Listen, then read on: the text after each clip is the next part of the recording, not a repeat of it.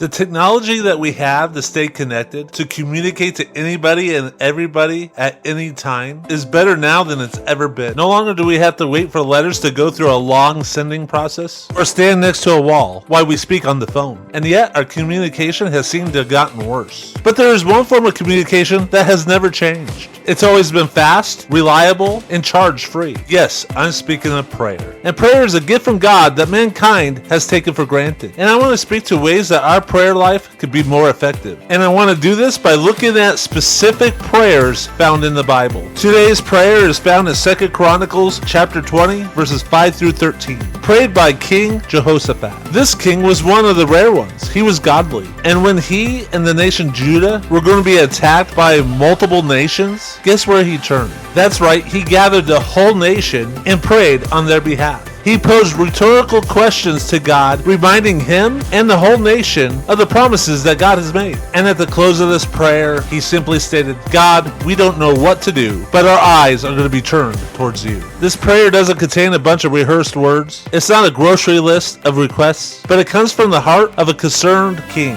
who is fearful, but not afraid to turn to the Creator. King Jehoshaphat realizes that their eyes cannot be on the enemy because that would continue to induce fear. Their eyes couldn't be on their own warriors because they are powerless. Their eyes must be on the God of their fathers.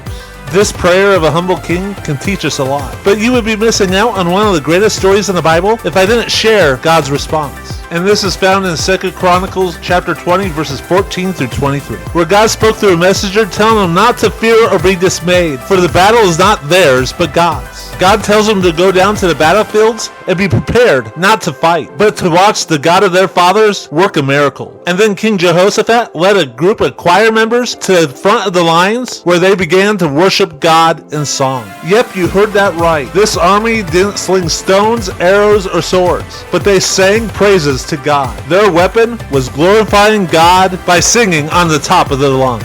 God used one of his favorite war techniques, and that is he confused the enemy, and they turned on themselves. And this all happened because a humble king knew where to turn. And here's a couple lessons we can learn from King Jehoshaphat's prayer. Devotion to others is easier when we're devoted to God. When we are afraid, prayer is the right place to turn. Asking God rhetorical questions builds our faith in his authority. We see that King Jehoshaphat did keep his prayer life private. He included the nation, and he expected the nation to be devoted along with him. So next time you go to the Lord in prayer, remember, Lord, we don't know what to do, but our eyes are turned towards you. I would like to thank KIKO Radio for airing this Word of Hope by Central Heights Baptist Church, where we strive to love Jesus and be like a grandma's traditional church.